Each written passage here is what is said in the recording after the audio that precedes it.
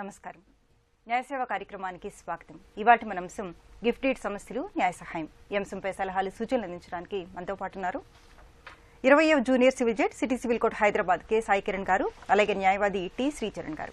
వారికి విలువైన సలహాలు సూచనలు స్వీకరిద్దాం. జడ్జి గారు, ఒక్కసారి గిఫ్ట్ డీడ్ రాసిన తర్వాత దాన్ని ఎలాంటి సందర్భాల్లో క్యాన్సిల్ చేసుకోవచ్చు? ఆ ప్రొసీజర్ ఏంటి?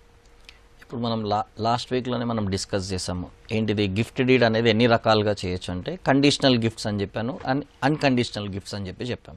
సో అన్కండిషనల్ గిఫ్ట్స్ అంటే ఏంటి? డోనర్ ఎప్పుడైతే నేను మీకు గిఫ్ట్ ఇస్తున్నాను, అతను ఒక ఎగ్జిస్టింగ్ ప్రాపర్టీ ఏదైతే ఉందో అతను మీకు ఆ ఇమ్మూవబుల్ ప్రాపర్టీ ఇస్తున్నాను అన్నప్పుడు డోనీ దాన్ని ఎప్పుడైతే యాక్సెప్టెన్స్ ఇచ్చారో అప్పుడు ఇమీడియట్గా ఆ గిఫ్ట్ అనేది అయిపోతుంది. అంటే దాన్ని రిజిస్ట్రేషన్ చేసుకోవాలి, రిక్వెస్టెడ్ స్టాంప్ డ్యూటీ వేసే ఆ గిఫ్ట్ డీడ్ అనేది వ్యాలిడ్ అయిపోతుంది. అండ్ సబ్సిక్వెంట్గా దాన్ని రివోక్ చేయొచ్చా, క్యాన్సిల్ చేయొచ్చా అంటే చేయడానికి లేదు. ఎందుకంటే అది అన్కండిషనల్ గిఫ్ట్స్, అంటే దాంట్లో ఎలాంటి కండిషన్ కానీ ఎలాంటి లేదు. కాబట్టి ఒక్కసారి గిఫ్ట్ డీడ్ రిజిస్ట్రేషన్ అయిపోయి ఉంటే, అంటే దాని ఒక గిఫ్ట్ డీడ్లో ఏవైతే ఇంగ్రీడియంట్స్ ఉండాలో అవన్నీ ఉన్న తర్వాత అది ఏదైతే రిజిస్ట్రేషన్ అయితే అది వ్యాలిడ్ అయిపోయింది, ఆ గిఫ్ట్ డీడ్ ఫైనల్.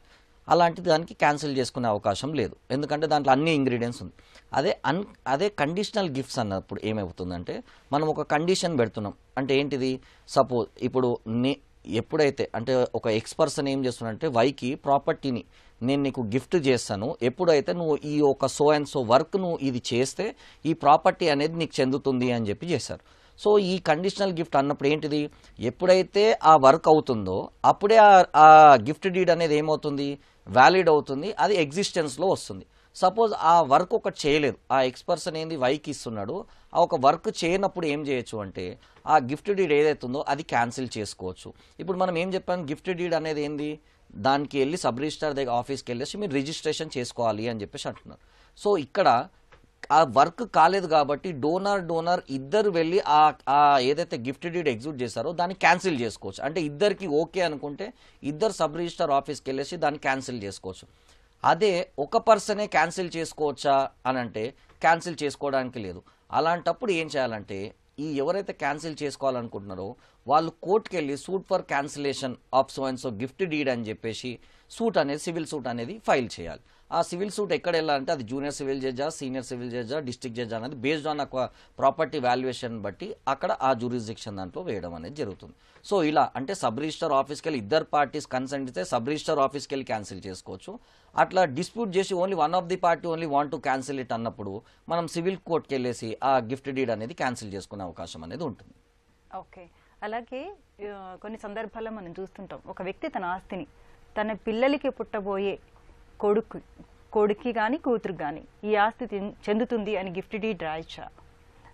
మనం గిఫ్ట్ డీడ్ గురించి చెప్పినప్పుడు ఏమని చెప్పాను అంటే బిట్వీన్ టూ లివింగ్ పర్సన్స్ మధ్యలో గిఫ్ట్ డీడ్ అనేది జరుగుతుంది. అంటే మనం లాస్ట్ వీక్లో అడిగినప్పుడు మీరు అడిగారు గిఫ్ట్ డీడ్కి వీల్నామాకి ఏంటంటే వీల్నామా ఏంటి? అతను చనిపోయిన తర్వాత ఆ ప్రాపర్టీ అనేది ఎవరు బెనిఫిషియర్ ఉందో అతనికి వస్తుంది.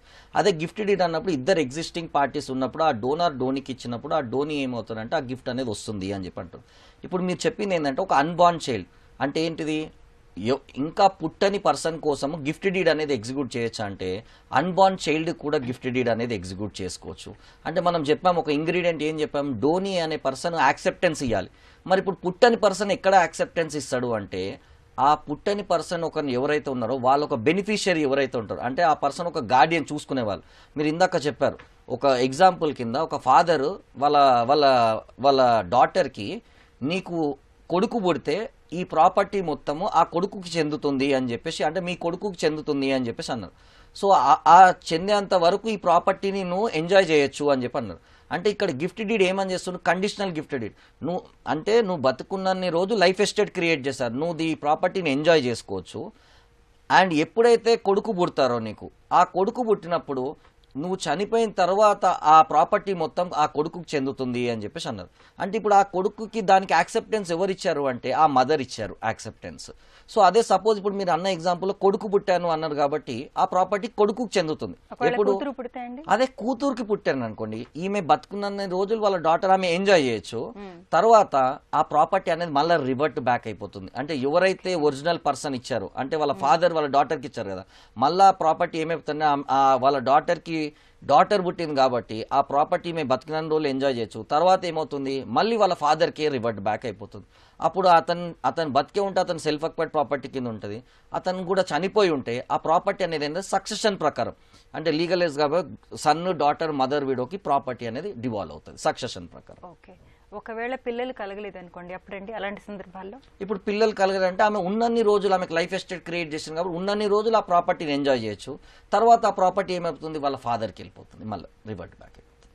ఓకే లాయర్ గారు, అలానే హిందూ కుటుంబ వ్యవస్థలో గిఫ్ట్ డీడ్ అనేది సర్వసాధారణం. అయితే ఈ గిఫ్ట్ డీడ్ రాసుకున్న తర్వాత కానీ రాసుకోక ముందు కానీ అసలు ఎలా రాసుకోవాలో చాలా మందికి తెలియదు. తర్వాత కూడా చాలా ప్రాబ్లమ్స్ ఫేస్ చేస్తూ ఉంటారు. ఇలాంటి ప్రాబ్లమ్స్ రాకుండా ఉండాలంటే ఏం చేయాలి, అలాంటి జాగ్రత్తలు తీసుకోవాలి? గిఫ్ట్ డీడ్ అంటే ఏంటంటే అబ్సల్యూట్ ఓనర్ ఎవరైతే ఉన్నారో ఆ ఓనర్ యొక్క అబ్సల్యూట్, అంటే ఇప్పుడు సెల్ఫ్ ఎక్వైర్డ్ ప్రాపర్టీ అయితే ఆయన, ఒకవేళ కనుక ఇందాక పోయినసారి మనం అనుకున్నాం యాన్సెస్ట్రల్ ప్రాపర్టీ అయితే అందరు కలిసి ఒకళ్ళకి వదిలేయాలి అంటే రిలిక్విష్మెంట్, లేదా అందరు కలిసి వేరే వాళ్ళకి ఇవ్వాలి అంటే గిఫ్ట్ డీడ్. ఇప్పుడు మీరు అడుగుతున్న క్వశ్చన్ ఏంటంటే గిఫ్ట్ డీడ్ లో ఉన్న ఇంగ్రీడియంట్స్ ఏమేం కావాలి అని అడుగుతున్నారు. ఫస్ట్ ఓనర్షిప్ అనేది క్లియర్ గా ఉండాలి. ఓనర్షిప్ క్లియర్ గా ఉన్న తర్వాత ఏదైతే ప్రాపర్టీ ఇవ్వాలనుకుంటున్నారో ఆ ప్రాపర్టీ యొక్క క్లియర్ డిస్క్రిప్షన్ డాక్యుమెంట్ లో ఉండాలి. దీని ఎక్స్టెంట్ ఇది సపోజ్ ఒక 10 ఎకరాల్లో 5 ఎకరాలు ఇద్దాము అనుకుంటే ఈ 10 ఎకరాల్లో నేను ఈ 5 ఎకరాలు ఈ హద్దుల మధ్య ఇస్తున్నాను, బౌండరీస్ క్లియర్ గా ఉండాలి. అట్లానే ఫ్రీ విల్, అంటే నా ఇష్టపూర్వకంగా ఇస్తున్నాను, మానసికంగా పరిపక్వంగా ఉన్నాను, ఎటువంటి ఒత్తిడులు లేవు అనేది క్లియర్ గా మెన్షన్ చేస్తూ ఫ్రీ విల్ అండ్ కన్సెంట్ తోని ఎవరికైతే ఇవ్వాలనుకుంటున్నాడో అతనికి అబ్సల్యూట్ రైట్స్ క్రియేట్ చేసేటట్టుగా గిఫ్ట్ ఇవ్వాలి. అందులోనే మళ్ళీ ఇప్పుడే గిఫ్ట్ ఇస్తున్నాను, యాక్సెప్టెన్స్, స్వాధీనం కూడా ఇచ్చేసేయాలి. ఆటోమేటిక్ గా తీసుకునే వాళ్ళు కూడా ఏంటంటే యాక్సెప్ట్ చేయాలి ఆ గిఫ్ట్ ని. చేసినప్పుడు ఆ గిఫ్ట్ డీడ్ రిజిస్టర్ చేయాలి. రిజిస్టర్ చేయకుండా తలకాయతం మీద రాస్తే గిఫ్ట్ చెల్లదు. కాబట్టి రిజిస్ట్రేషన్ కంపల్సరీ, ఇచ్చే వాళ్ళ ఉద్దేశం కంపల్సరీ, ఇచ్చే ప్రాపర్టీ యొక్క డిస్క్రిప్షన్ కంపల్సరీ, దాని యొక్క ఎక్స్టెంట్, క్లియర్ విల్ అన్ని కూడా సరిగ్గా ఉంటే ఎటువంటి ప్రాబ్లం రాదు. ఓకే, కాల్ తీసుకుందాం అండి. రాజమండ్రి నుంచి సత్యవతి గారు. హలో. అవునండి సత్యవతి గారు చెప్పండి. అదే అండి, మా వారికి ముందు ఒక వివాహం అయిందండి. ఆవిడ విడాకులు ఇచ్చేసిందండి. విడాకులు ఇచ్చేసాక ఆయన నన్ను వివాహం చేసుకున్నారండి. ఓకే. చేసుకున్నాక మొన్న మా అత్తయ్య గారికి వాళ్ళ మామగారు, మా అత్తయ్య గారికి కూడా 2 పెళ్ళండి. వాళ్ళ మామయ్య గారు గిఫ్ట్ గా 1 ఎకరం పొలం తనంతర ఆకారిని వాళ్ళకి కడుపును పుట్టిన 8 మంది పిల్లలకి చెల్లేలాగా రాశారండి. రాస్తే అది మొన్న 2 సంవత్సరాల క్రితం ఆవిడ చనిపోయి 5 సంవత్సరాలు అయిందండి. 2 సంవత్సరాల క్రితం 8 మంది రిజిస్ట్రేషన్ చేయించుకున్నారండి. ఓకే. చేయించుకున్నాక ఇప్పుడు వాళ్ళు మా ఆస్తిలో వాటా కావాలని నోటీస్ ఇచ్చారండి కోర్టు ద్వారా. కోర్టులో కేసు జరుగుతుందండి గుడివాడలో. మీ ఆస్తిలో వాటా కావాలని అడిగారమ్మా? అవునండి. అంటే మీ హస్బెండ్ కి ఎక్కడి నుంచి వచ్చింది ఆస్తి? వాళ్ళ అమ్మగారిదండి. ఓకే. వాళ్ళ అమ్మగారిది వాళ్ళ మామగారు ఆవిడకి గిఫ్ట్ గా రాశారండి. ఆవిడకి కూడా సెకండ్ మ్యారేజ్ అండి. ఓకే. మా ముందు ఒక అబ్బాయి ఉన్నాడు, మళ్ళీ ఆ అబ్బాయి వాటాకి వస్తారని గిఫ్ట్ గా రాసి ఇచ్చారండి. అది ఇప్పుడు మాకు 8 మందికి రిజిస్ట్రేషన్ అయితే 2 సంవత్సరాలు అయ్యిందండి. ఓకే. 2 సంవత్సరాలు, 1 సంవత్సరం తాటాక 1 సంవత్సరం అయిందండి. అది కోర్టులో వేశారండి ఇప్పుడు. ఓకే. కోర్టు జరుగుతుందండి. అది ఏ రకంగా జరుగుద్దని మిమ్మల్ని సలహా అడుగుదాం. ఓకే లాయర్ గారు. అమ్మా, ఇప్పుడు మీరు ఆ 8 మంది కూడా ఏంటంటే ఆ గిఫ్ట్ ద్వారా మీరు రిజిస్టర్ చేసుకున్నారు కదా, చేయించుకున్నామండి. ఆయన ఏమని రాశాడంటే నీకు పుట్టబోయే పిల్లలందరికి కూడా సమానంగా చెందాలని రాశాడు.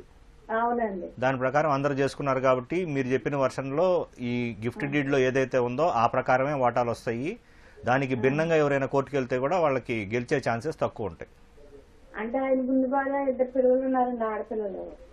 ఎంతమంది ఉన్నాయమ్మా? ఇప్పుడు మీరు చెప్పిన దాని ప్రకారం ఆ గిఫ్ట్ డీడ్ లో ఏ పద్ధతిలో అయితే ఎవరికి చెందాలని రాసి ఉందో ఆ ప్రకారమే చెందుద్ది.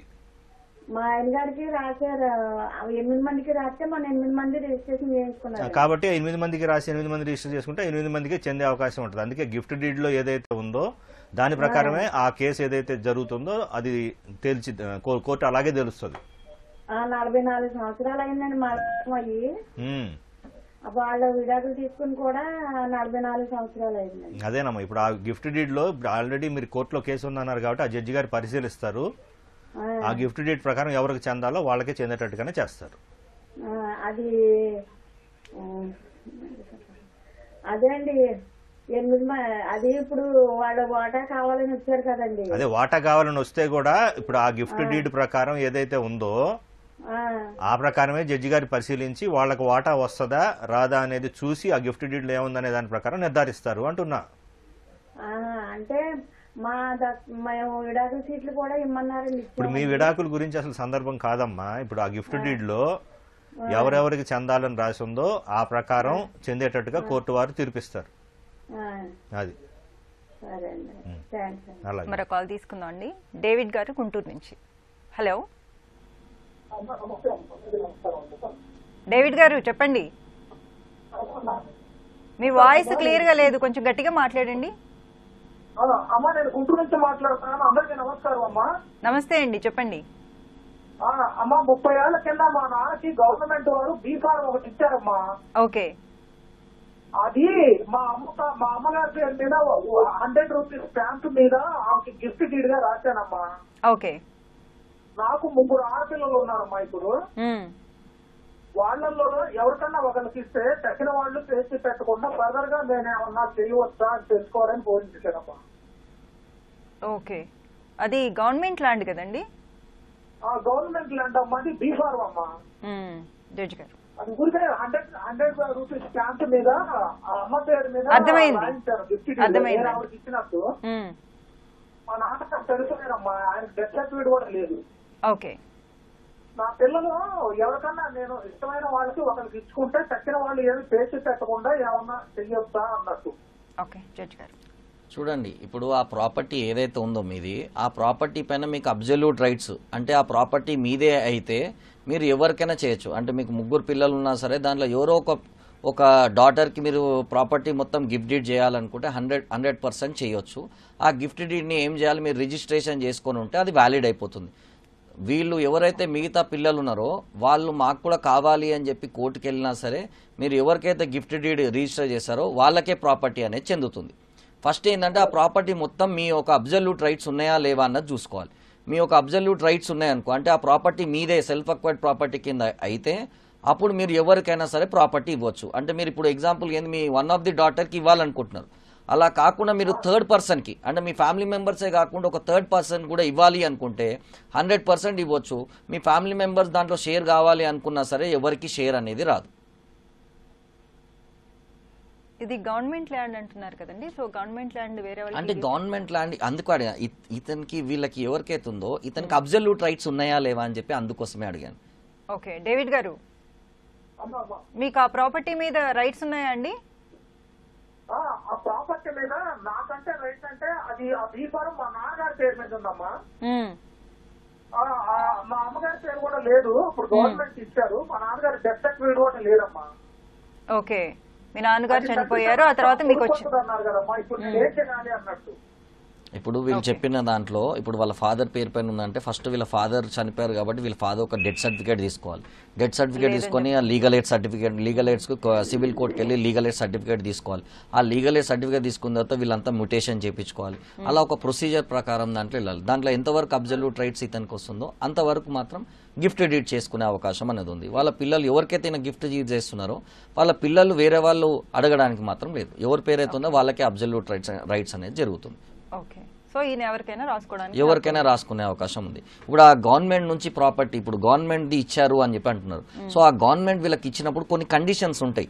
అంటే ఈ ప్రాపర్టీని వీళ్ళు ఎంజాయ్ చేసుకోవచ్చు కానీ ఏలినేట్ చేయడానికి లేదు, అమ్మడానికి లేదు, గిఫ్ట్ చేయడానికి లేదు అని చెప్పేసి ఉంటారు. ఇప్పుడు కొన్ని భూములు ఉంటాయి, ఇది సో అండ్ సో క్యాస్ట్ వాళ్ళకి ఇస్తున్నారు, సో అండ్ సో సెక్షన్ వాళ్ళకి ఇస్తున్నారు అంటారు. సో ఆ ప్రాపర్టీని వాళ్ళు ఎంజాయ్ చేయొచ్చు కానీ వాళ్ళు అమ్మడానికి లేదు అని చెప్పి కండిషన్ ఉంటాయి. సో వీళ్ళకి ఇచ్చిన దాంట్లో ఎలాంటి కండిషన్స్ ఉన్నాయి ఏంటి అని కొన్ని దాంట్లో ఏం చేస్తారు, 10 సంవత్సరాల వరకు తర్వాత మీరు ఏమైనా చేసుకోవచ్చు ఈ ప్రాపర్టీని అంటారు. కొన్నిసార్లు ఏం చేస్తారు, మీరు పర్టికులర్ సెక్షన్ వాళ్ళకి ఇచ్చినప్పుడు మీరు అమ్మాలనుకుంటే ఆ పర్టికులర్ సెక్షన్ వాళ్ళకి అమ్మాలి కానీ వేరే వాళ్ళకి అమ్మొద్దు అని చెప్పి అంటారు. సో అలా ఎలాంటి కండిషన్స్ ఇవన్నీ చూసుకున్న తర్వాత ఇప్పుడు వీళ్ళు అడిగిన దాంట్లో ఏంటంటే వాళ్ళ ఫాదర్ పేరు పైన ఉంది కాబట్టి అలా ఫాదర్ చనిపోయిన డెత్ సర్టిఫికేట్ పెట్టుకొని లీగల్ ఎయిడ్ సర్టిఫికేట్ పెట్టుకొని ఆ దాంట్లో మెంబర్స్ అందరిపైన నేమ్ మ్యూటేషన్ చేయించుకొని తర్వాత ఇతని షేర్ ఎంత అయితే వస్తుందో అంతవరకు గిఫ్ట్ డీడ్ మాత్రం చేసుకోవచ్చు. ఓకే లాయర్ గారు, అలానే గిఫ్ట్ డీడ్ అనేది మైనర్స్ కి చేయొచ్చు అంటారా? గిఫ్ట్ డీడ్ ఎవరికైనా చేయొచ్చండి. మైనర్స్ పుట్టని వాళ్ళకే చేయొచ్చినప్పుడు మైనర్స్కి ఏమంటుంది, ఎవరికైనా చేయొచ్చు గిఫ్ట్.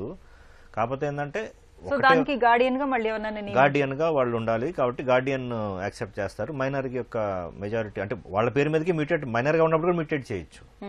కాకపోతే గార్డియన్ మెయింటైన్ చేస్తారు. మేజర్ అయిన తర్వాత వాళ్ళ ప్రాపర్టీ వాళ్ళు పర్సనల్ గా హ్యాండిల్ చేసుకుంటారు. అంతే తప్ప గిఫ్ట్ లో ఒక్కటే ఏంటంటే క్లియర్ ఇంటెన్షన్, అబ్సల్యూట్ ఓనర్షిప్. ఇంకొకటి ఏంటంటే అంబిగ్యూటీ లేకుండా రాయటం. ఒకసారి మేజర్ అయిన తర్వాత మళ్ళీ దాన్ని ఏమైనా రిజిస్ట్రేషన్ చేసుకోవాల్సి ఉంటుంది? ఏమక్కర్లేదండి. ఒకసారి రిజిస్టర్డ్ గిఫ్ట్ డీడ్ ద్వారా మైనర్ కి సపోజ్ ఒక గ్రాండ్ ఫాదర్ వాళ్ళ మనవడికి ఇచ్చాడు, రిప్రజెంటెడ్ బై హిజ్ మదర్ అంటే కూతురు, గార్డియన్ గా ఉంటారు. ఆటోమేటిక్ గా ప్రాపర్టీ వాళ్ళ పేరు మీద ఇమిటేట్ అవుతుంది. అది రిజిస్టర్డ్ గిఫ్ట్ డీడ్ ఉంటుంది. మేజర్ అయిన తర్వాత ఆటోమేటిక్ ఇండిపెండెంట్ గా హ్యాండిల్ చేసుకుంటారు. అంతే అంతే తప్ప సపరేట్ మళ్ళీ ఇంకొక డాక్యుమెంట్ డీడ్ ఏం అవసరం లేదు. ఆటోమేటిక్ గా వచ్చేస్తుంది. ఓకే, మరో కాల్ తీసుకుందాం అండి. ప్రకాశం జిల్లా నుంచి షేక్ బహదూల్లా గారు. Hello madam. నమస్తే అండి. నమస్తే అండి, చెప్పండి. హలో నమస్తే అండి, వినిపిస్తుంది, చెప్పండి. మేడం మేము 5 అన్నదమ్ములం. నా పేరు షేక్ బహదూల్లా మేడం. ఓకే. అయితే మేము 5 అన్నదమ్ములం. అయితే మా పెద్దమ్మకి పిల్లలు లేక మమ్మల్ని తాకారు మేడం. ప్రాపర్టీలో ఏం చేశారంటే 97 లోనే ఇతర అన్నోళ్ళు వచ్చేసి అప్పుడే డివైడ్ చేసేస్తున్నారు మేడం, తీసేస్తున్నారు. వాళ్ళకి రాసిచ్చేశారు. తర్వాత రీసెంట్ గా 2016లో మాకు మొత్తం ప్రాపర్టీ మా ముగ్గురు పేరు మీద రాసిచ్చేసి వీలునామా రాసి రిజిస్ట్రేషన్ కూడా అయిపోయింది మేడం. ఓకే. అయితే ఇప్పుడు ఏం చేశాడంటే మా రెండో బ్రదరు అతను మా మీద మళ్ళా నాకు కూడా హక్కు ఉందని కోర్టులో కేసు వేశాడు మేడం. దాని గురించి ఏదన్నా పరిష్కారం ఏమన్నా అడుగుదామని చేశాను మేడం. ఓకే, అంటే మిమ్మల్ని వాళ్ళిద్దరు ఆస్తి వల్ల వాళ్ళకి సంబంధం లేనట్టుగా రాసిచ్చేశారు మేడం. 100 రూపాయల స్టాంప్ కాగితం మీద ఇద్దరు రాసిచ్చారు. ఓకే, ఎవరికి సంబంధం లేదని మిగతా పిల్లలకి? ఫస్ట్ వాళ్ళు ఇద్దరు తీసేస్తున్నారు కదా వాళ్ళ భాగం. అవునండి. వాళ్ళ భాగం తీసేసుకొని 100 రూపాయల స్టాంప్ కాగితం మీద ఆస్తి హక్కు విడుదల వాళ్ళకి సంబంధం లేనట్టు. ఓకే, మిగతా ఆస్తి మీద ఇంకా మీకు ఎలాంటి హక్కులు లేవు, ఈ ఆస్తి మాత్రమే రాసిచ్చారు, అంతేనా? రాసిచ్చారు. తర్వాత మా పెద్దమ్మ వచ్చేసి మా పేర్ల మీద మళ్ళీ మీ ముగ్గురికి రాసిచ్చారు. ఇప్పుడు వాళ్ళు వచ్చి మళ్ళీ వాటా అడుగుతున్నారు, అంతేనా అండి? వాటా అడుగుతున్నారు మేడం. ఓకే, చరణ్ గారు. అవును మేడం, మళ్ళీ వాటా బాబు అర్థమైందండి. బాబు ఇప్పుడు చెప్పేది వినండి.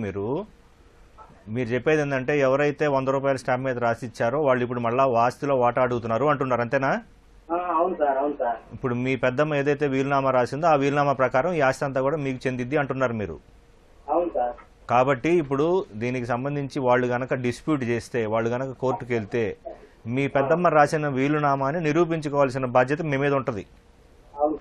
అట్లానే ఇప్పుడు వాళ్ళు 100 రూపాయలు రాసిన స్టాంప్ మీద రాసి మాకు మిగిలిన వాటాలో మాకేం హక్కు లేదు, మా వాటా మాకు ఆల్రెడీ వచ్చిందని చెప్పారు కదా, అది అఫీషియల్ గా రిజిస్టర్ కాలేదు. కాబట్టి దాన్ని కూడా మీరు సాక్ష్యంగా వాడుకొని ఇప్పుడు మీరు ఏదైతే ఉందో ఈ ఆస్తి వాళ్ళకి ఆల్రెడీ ఇచ్చేశారు, ఈ ఆస్తి వాళ్ళు మాకు వద్దు అని చెప్పేసి మాకు ఇదిగో ఈ డాక్యుమెంట్ కూడా రాసి ఇచ్చారు, అందుకని చెప్పేసి మా పెద్దమ్మ మాకు వీలునామా రాసి ఈ మొత్తం కూడా మాకు వచ్చేటట్టుగా రాసింది కాబట్టి ఈ ఆస్తి మాదేనని మీరు నిరూపించుకోవాల్సిన బాధ్యత అయితే మీ మీద ఉంటుంది. ఆ కాగితం ఏదైతే ఉందో అది సాక్ష్యంగా పనికొస్తుంది మీకు. ఇబ్బంది ఏమి ఉండదు, కానీ మీరు నిరూపించుకోవాలి. అవన్నీ కూడా వీలునామా నిరూపించాలి, ఆ 100 రూపాయల స్టాంపు నిరూపించాలి కోర్టులో. చూపించండి, అది చూపించండి. మీరు చూపించిన డాక్యుమెంట్స్ అన్ని సరిగ్గా ఉంటే కోర్టు వారు అది మీకే ఇస్తారు. జడ్జి గారు, మనం చాలా సందర్భాలు ఉంటుంటాం రిలింక్విష్ డీడ్ అని చెప్పేసి, అంటే ఏంటండి? ఇప్పుడు రిలింక్విష్ డీడ్ ఇప్పుడు ఇందాకనే ఈ సందర్భంలో చెప్పారు ఏమని, నాకు ఈ ఆస్తి వద్దు అని చెప్పేసి అంటున్నారు. ఇప్పుడు ఒక ప్రాపర్టీ ఇందాక దాంట్లో ఒక పర్సన్ చనిపోతే మనం ఏం చెప్పాము, వాళ్ళ పిల్లలు 4 ఉన్నారు. ఎగ్జాంపుల్ ఒక ఎక్స్-పర్సన్ ఫాదర్ చనిపోయారు, వాళ్ళ మదర్ లేరు, వైఫ్ లేరు, అతనికి 4 పిల్లలు ఉన్నారు. సో 4 సన్స్ కి ఆ ప్రాపర్టీ అనేది ఆటోమేటిక్ సక్సెషన్ ప్రకారం 4కి వచ్చేస్తుంది. వీళ్ళు 4 పార్టీషన్ చేసుకోవచ్చు, 4కి ప్రాపర్టీ అందరికి 1/4 షేర్ అనేది వస్తుంది. సపోజ్ దాంట్లో ఒక సన్ 1 ఏంటంటే ఫిల్తీ రిచ్ ఉన్నాడు, అంటే అతను ఫినాన్షియల్లీ చాలా స్ట్రాంగ్ ఉన్నాడు, మంచిగా ఉన్నాడు. సెకండ్ సన్ ఏమో మోడరేట్ గా ఉన్నారు. ఆ థర్డ్ అండ్ ఫోర్త్ సన్ ఏంటంటే ఫినాన్షియల్లీ వీక్ ఉన్నారు. సో అలాంటప్పుడు ఈ సన్ 1 సన్ 2 ఏమంటున్నా అంటే, మనం ఫినాన్షియల్లీ స్ట్రాంగ్ ఉన్నాం కదా, ఏదైతే ఫాదర్ ఒక ప్రాపర్టీ 4 షేర్లు ఏవైతే వస్తున్నాయో మన 2 షేర్లు వద్దు అని చెప్పేసి వాళ్ళిద్దరు ఏమనుకో, మా షేర్ కూడా మీకే ఇచ్చేస్తాము అని చెప్పేసి వీళ్ళు ఏం చేయాలంటే, ఈ ఇద్దరు ఏదైతే 1/4 షేర్ సన్ 1 సన్ 2 ఉందో, నా 1/4 షేర్ నాకు వద్దు, నాకు అవసరం లేదని చెప్పి రిలింక్విష్ డీడ్ అనేది ఎగ్జిక్యూట్ చేయాలి. మనం ఏం చెప్తున్నాం అంటే, ట్రాన్స్ఫర్ ఆఫ్ అంటే రిజిస్ట్రేషన్ యాక్ట్ దాంట్లో ఏం చెప్తుందంటే ఎప్పుడైతే నీకు రైట్స్ క్రియేట్ చేస్తుందో ఆ డాక్యుమెంట్ని నువ్వు రిజిస్ట్రేషన్ చేసుకోవాలి అని చెప్పి చెప్తుంది. సో ఇప్పుడు మనం ఏం చేస్తాం, సేల్ డీడ్ గురించి అన్నప్పుడు డిస్కస్ చేస్తాం, చెప్పారు రిజిస్ట్రేషన్ కావాలని.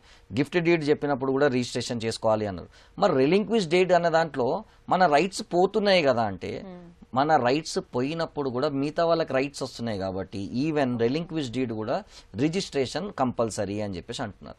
సో ఈ రిలింక్విష్ డీడ్ కూడా ఏం just like sale deed gift deed ఎలా అయితే రిజిస్ట్రేషన్ చేసుకుంటామో అలానే రిలింక్విష్ డీడ్ కూడా మనం రిజిస్ట్రేషన్ చేసుకోవాలి. ఏంటిది, ఈ మా ఫాదర్ చనిపోతే మా ఫాదర్ ఒక షేర్ ఏదైతే 1/4 ఉన్నదో అది మేము రిలింక్విష్ చేస్తున్నాం, మాకు వద్దు అని చెప్పేసి అది కూడా రిజిస్ట్రేషన్ చేసుకుంటే అప్పుడు ఏదైతే ఆ 1/4 షేర్ సన్ 1 సన్ 2 ఏదైతే షేర్ ఉందో అది ఆ సన్ 3 సన్ 4 కి ఆ ప్రాపర్టీ అనేది వెళ్తుంది. సో ఆటోమేటిక్ గా ఫాదర్ ఒక షేర్ అందరికి నలుగురికి 1/4 వెళ్ళేది, ఇద్దరికి ఓన్లీ సన్ 3 సన్ 4 కి 50% అనేది షేర్ అవుతుంది. సో ఇప్పుడు వీళ్ళు ఏం చేసుకోవాలి, రిలింక్విష్ డీడ్ ఎగ్జిక్యూట్ చేసుకోవాలి, రైట్ వద్దు అని చెప్పి సన్ 1 సన్ 2, అలానే సన్ 3 సన్ 4 ఏం చేయాలి, పార్టీషన్ డీడ్ చేసుకోవాలి, 50% షేర్ అనేది తీసుకోవాలి. అలా ఓకే, కాల్ తీసుకుందాం అండి. నరసింహారెడ్డి గారు కామారెడ్డి నుంచి. హలో మేడం, చెప్పండి నరసింహారెడ్డి గారు. ఏం లేదండి, మా డాడీ సంపాదించిన ప్రాపర్టీ అంతా మా తల్లి పేరు మీద చేస్తుంటున్నప్పుడు నా అందరూ సంపాదించింది. ఓకే, అయితే మా డాడీ చనిపోయింది. మా డాడీ ఉన్నప్పుడు 3 పాలు తీసుకోమని చెప్పిండు. ఇప్పుడు మా మమ్మీ ఏం చేసిందంటే వాళ్ళ పాప పేరు మీద చేసింది, అంటే మా చెల్లె పేరు మీద చేసింది మొత్తం ప్రాపర్టీ. అంటే 1 ఎకరా మంచి ప్రాపర్టీ అన్నట్టు, 1 ఎకరా పొలం చేశారు. ఒక 2 crores ప్రాపర్టీ పే చేసింది. ఓకే, ఈ ప్రాపర్టీ ఇల్లు కూడా అమ్ముతున్నాను మేడం. ఆ ఇల్లు కూడా భయపడిస్తున్నాను, నాకు ఏమి ఇస్తలేరు, ఏం చేస్తలేరు. ఇప్పుడు నేనే ఉండదు, 2 పాపలు నాకు, పాపలు చదివిద్దామన్నా కూడా డబ్బులు ఇప్పుడు ఆల్రెడీ మన ఇక్కడ మల్లారెడ్డి కాలేజ్ లో చదువుతున్నాను మేడం. ఫీజు వెళ్ళడానికి డబ్బులు లేవు, ఏది ఇవ్వడం లేదు, ఏం చేయడం లేదు. ఓకే, మన ఊరే పంచాయతీ పెడితే ఇప్పుడు నరసింహారెడ్డి గారు మీ మదర్ మీ సిస్టర్ కి రాశారు అంతే కదా? మా మదర్ సిస్టర్ రిటర్న్ చేసి మీ మదర్ కి ఆస్తి ఎక్కడి నుంచి వచ్చిందండి? ఎక్కడ నుంచి మా డాడీ కొన్నాడు. మా డాడీ కొన్నట్టు కూడా పేపర్స్ ఉన్నాయి కార్పొరేట్ లాగా. ఇది అది స్టాంప్ పేపర్ ఉంటాయి కదా, అమ్మిన వాళ్ళు స్టాంప్ పేపర్ రాసింది. అవును, అది ఏంటంటే మా తల్లి గారు ఇచ్చిన అని చెప్పి ఎంత రిజిస్ట్రేషన్ లేకుండా, సంతకం లేకుండా బ్రదర్ వాళ్ళందరూ వచ్చి చేసేసుకున్నారు. ఓకే, ఇప్పుడు ఇల్లు ఎవరి పేరు మీద ఉంది? ఇల్లు మా అమ్మగారి వాళ్ళు. ఓకే, చరణ్ గారు. ఏమండి, ఇప్పుడు మీ నాన్నగారికి ఆదాయం ఎక్కడి నుంచి వచ్చిందండి? మా నాన్న వ్యవసాయదారు కదా, తాతల నుంచి. మా తాతల నుంచి మా నాన్న. కాబట్టి ఏంటంటే ఇప్పుడు మీరు ఏం చేసుకోవచ్చు అంటే, ఇప్పుడు మీ నాన్న ఎవరైతే ఉన్నారో ఈ ఆస్తి మీ అమ్మ పేరు మీద కొన్నా కూడా ఇదంతా కూడా ఒక కుటుంబ సంబంధించిన ఆదాయంలోంచి వచ్చిన ఆస్తేనని చెప్పేసి మీరు దీన్ని.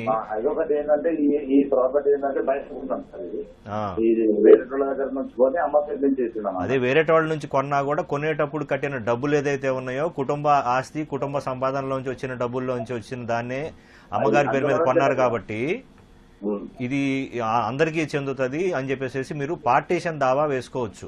ఎందుకంటే ఇప్పుడు మీరు చెప్పిన దాని ప్రకారం మీ అమ్మగారు ఆదాయం లేదు, మీ నాన్నగారు మీ కుటుంబం సంబంధించిన ఆదాయం నుంచి కొన్నారు కాబట్టి.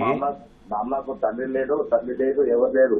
అదే అందుకనే మీరు ఏం చేయాలి అంటే, ఇప్పుడు మీ నాన్నగారు కుటుంబం సంబంధించిన ఆదాయంలోంచి వచ్చిన డబ్బులతోనే మీ అమ్మగారి పేరు మీద ఆస్తి కొన్నాడు కాబట్టి ఇది అందరికీ చెందుతుంది, మాకు కూడా వాటా ఉంటుంది, ఇది కుటుంబం సంబంధించిన ఆదాయంలోంచి కొన్న ఆస్తి కాబట్టి అది ఎవరి పేరు మీద ఉన్నా కూడా అందరిది అవుతుంది అని చెప్పేసి మీరు పార్టీషన్ దావా వేసి ఈ ఆదాయం ఎక్కడి నుంచి వచ్చింది, వనరులు ఎక్కడి నుంచి వచ్చినాయి, వాటి ఎలా డబ్బులతోని అది కొన్నారు అని చెప్పేసి మీరు నిరూపించుకుంటే మీ కుటుంబం సంబంధించిన పూర్వ ఆస్తిలోంచి వచ్చిన ఆదాయంలోంచి కనుక ఈ ఆస్తి కొన్నారు అని కనుక నిరూపించగలిగితే ఇది మీకు కూడా వాటా అందరితో పాటు సమానంగా వాటా వచ్చే ఛాన్సెస్ ఉంటాయి. ఇది సివిల్ కోర్టులో మీరు పార్టీషన్ దావా వేసుకొని నిరూపించుకోవాల్సి వస్తుంది.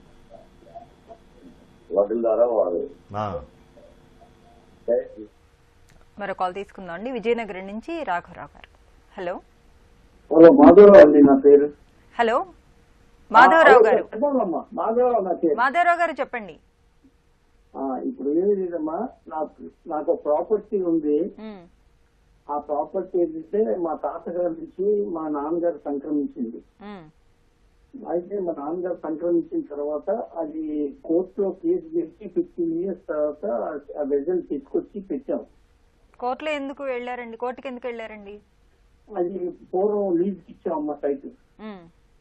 ఆ లీజ్ ఖాళీ చేయకపోతే మేము కోర్టులో వేసాం, తర్వాత ఖాళీ చేయించాం. వాళ్ళు వికెట్ అయిపోయింది, కోర్టు డిగ్రీ కూడా ఇచ్చేస్తారు. ఇప్పుడు అది 4 స్టేట్స్ అమ్మా, నలుగురు.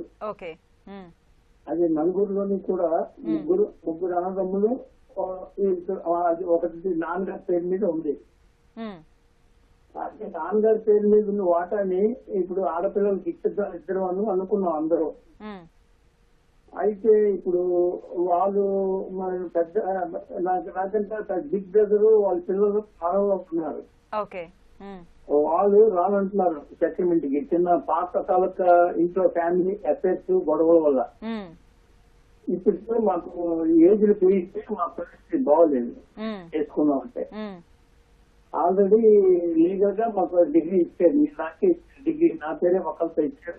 డిగ్రీ కోర్టులో తీసుకొచ్చి పెట్టి 4 షేర్స్ ఇచ్చాను. మా ఒక్కొక్క షేర్ 194 square feet వస్తుంది, 800 గజాలు. వాళ్ళు రిజిస్ట్రేషన్ రమ్మంటే రావడం లేదు. ఇప్పుడు వాళ్ళు రాకుండా మా 2 బ్రదర్స్ కూడా అన్ఎంప్లాయ్ ఖాళీగా ఉన్నాం ఇంటి దగ్గర. మా 2 షేర్స్ చేసుకోవడానికి అవకాశం ఉందా లేదా? చూడండి, ఇప్పుడు మీకు కోర్టు నుంచి డిగ్రీ వచ్చింది అన్నారు కదా, మీరు పార్టీషన్ అంటే మీరు ఎవిక్షన్ గురించి చెప్పారు, అంటే టెనెంట్స్కి ఇచ్చారు, అక్కడ నుంచి ఎవిక్షన్ గురించి చెప్పారు. సో తర్వాత మీకు కోర్టు వాళ్ళు ఇంత పార్టీషన్ చేశారు అని చెప్పేసి అంటున్నారు, దాంట్లో క్లారిటీ లేదు. ఆల్రెడీ ఉమ్మడి వస్తే మీకు ఎవిక్షన్ ఓకే. ఇప్పుడు దీంట్లో మీకు ఆ దాంట్లో ప్రాపర్టీ కావాలి, రిజిస్ట్రేషన్ చేసుకోవాలన్నప్పుడు వాళ్ళు వేరే కంట్రీలో ఉన్నారు, వేరే దగ్గర ఉన్నారు, రాలేని పరిస్థితి ఉంటే general power of attorney GPA ఇవ్వచ్చు. ఇక్కడ ఎవరికైనా సరే జీపీఏ చేసుకుంటే సరిపోతుంది. ఇప్పుడు ఏదైతే ఉన్నారు చెప్పండి. అంటే ఇప్పుడు అందరికీ ఉంటుంది కదా, ఇప్పుడు అందరు కలిపి వచ్చింది కాబట్టి అందరు కలిసే చేసుకునే అవకాశం ఉంటుంది. అంటే మీ షేర్ వరకు రిజిస్ట్రేషన్ చేసుకోవాలని చెప్పేసి ఉండదు కదా అలా. అంటే మీకు కోర్టులో డిగ్రీ ఏమని వచ్చింది? కోర్టులో డిగ్రీ నలుగురు పేరు ఉమ్మడి ఆస్తి, నలుగురు పేరు యాడ్ అయి ఉంది ఆస్తి మీద. అండ్ మీరు పార్టీషన్ సూట్ వేశారా కోర్టులో? పార్టీషన్ డీడీ చేయలేదు సార్. పార్టీషన్ డీడీ చేయలేదు సార్. పార్టీషన్ డీడ్ కాదు, పార్టీషన్ సూట్ ఇచ్చారండి. లీజ్ ఇచ్చినప్పుడు ఉమ్మడి మీద నలుగురు పేర్లు యాడ్ అయ్యి ఈ నలుగురికి అంటే వీళ్ళు చెప్పిన దానికంటే ఏంటంటే వీళ్ళు టెనెంట్ ఉండే ఎవిక్షన్ సూట్ వేశారు. ఎవిక్షన్ సూట్ వేసారా, వీళ్ళు గెలిచారు. సో వాళ్ళని ఖాళీ చేయమన్నారు, వీళ్ళకి వేశారు. వీళ్ళకి నలుగురు షేర్ ఉన్నది అంటున్నారు. ఆ నలుగురు అంటే ఒక్కొక్కరికి ఇంత వస్తుందని చెప్పి కోర్టు వాళ్ళు డిగ్రీ ఇచ్చారన్నారు. ఎవిక్షన్ సూట్ ఇచ్చిన దాంట్లో డిగ్రీ ఇయ్యారు. పార్టీషన్ సూట్ ఇచ్చినప్పుడే వాళ్ళ షేర్ ఎంత ఉంది. ఇప్పుడు నలుగురు ఉన్నారు కాబట్టి నలుగురికి 1/4 షేర్ వస్తుంది అని చెప్పి కోర్టు వాళ్ళు డిగ్రీ ఇస్తారు. వీళ్ళు కోర్టు వాళ్ళు డిగ్రీ ఇచ్చారు, ఇంత షేర్ వస్తుంది, మాకు ఇన్ని స్క్వేర్ యార్డ్స్ వస్తుంది, ఇంత వస్తుంది అని చెప్పి అంటున్నారు కదా. సో అది ఆ ఎవిక్షన్ సూట్ లో అలా ఇవ్వరు. సో వీళ్ళకి ఆల్రెడీ వీళ్ళే మాకు 1/4 షేర్ వస్తుంది అని అన్నప్పుడు వీళ్ళు నలుగురు కలిపి చేసుకోవచ్చు దాన్ని. లేకపోతే వీళ్ళ షేర్ ఏదైతే ఉందో అది ఇండివిజువల్ గా చేసుకోవాలి. ఎందుకంటే నలుగురికి బౌండరీస్ అనేది ఉంటుంది. సపోజ్ ఒక 1000 స్క్వేర్ యార్డ్స్ తీసుకున్నారు అనుకోండి, ఆ 1000 స్క్వేర్ యార్డ్స్ లో ఈస్ట్ సైడ్ ఎవరు తీసుకోవాలి, వెస్ట్ సైడ్ ఎవరు తీసుకోవాలి, నార్త్ సైడ్ ఎవరు, సౌత్ సైడ్ ఉండాలి. సో వీళ్ళందరి మధ్యలో ఆ ఒక డివిజన్ అనేది ఉండాలి. సపోజ్ వాళ్ళు రాకుండా ఉన్నారని వీళ్ళందరూ వస్తే ఏం చేయొచ్చు, వీళ్ళు వెళ్ళి సబ్ రిజిస్టర్ ఆఫీస్కి వెళ్ళి పార్టీషన్ డీడ్ ఎగ్జిక్యూట్ చేసుకోవచ్చు, వీళ్ళ బౌండరీస్ ఫిక్స్ చేసుకొని సర్వే చేసుకొని. కానీ ఇప్పుడు ఇద్దరు రావట్లేదు, వీళ్ళిద్దరు రిజిస్ట్రేషన్ చేసుకోవాలన్నప్పుడు ఎవరైనా ఒక్కరు రాకపోయినా ఏం చేయాలంటే ఎవరైతే ముగ్గురు ఉన్నారో వీళ్ళు ముగ్గురు వెళ్ళి కోర్టులో సూట్ ఫర్ పార్టీషన్ వేసుకోవాలి. అప్పుడు సూట్ ఫర్ పార్టీషన్ వేస్తే కోర్టు ఏం చేస్తుంది అంటే ఈ నలుగురికి, అంటే ఈ ముగ్గురుతో పాటు మా బ్రదర్ కూడా ఎవరైతే ఉన్నారో వేరే కంట్రీలు ఉన్నారు కదా, నలుగురికి 1/4 షేర్ చేయండి అని చెప్పి ప్రిలిమినరీ డిగ్రీ పాస్ చేస్తుంది. ఆ ప్రిలిమినరీ డిగ్రీ పైన మళ్ళీ కోర్టులో మనం ఫైనల్ డిగ్రీ కోసం దానికి వేస్తే పిటిషన్, అప్పుడు కోర్టు వాళ్ళు ఏం చేస్తారు అంటే సర్వే చేసుకొని పార్టీషన్ చేస్తుంది. 1/4 షేర్ ఎవరెవరికి ఎన్ని డివిజన్ రావాలి అని చెప్పేసి అలా చేస్తుంది. అప్పుడు ఆయన రాకపోయినా సరే అతని ఒక షేర్ కూడా కోర్టు డివిజన్ చేసి ఇస్తుంది. అలా పార్టీషన్ అనేది చేసుకోవాలి. Okay, thank you so much అండి. ఇప్పటి వరకు మన గిఫ్ట్ డీడ్ సమస్యలు, న్యాయ సహాయం ఈ అంశంపై సలహాలు, సూచనలు స్వీకరించాం. వచ్చే శనివారం 9:30 న్యాయ సేవా కార్యక్రమంలో మళ్ళీ కలుసుకుందాం. అంతవరకు సెలవు, నమస్కారం.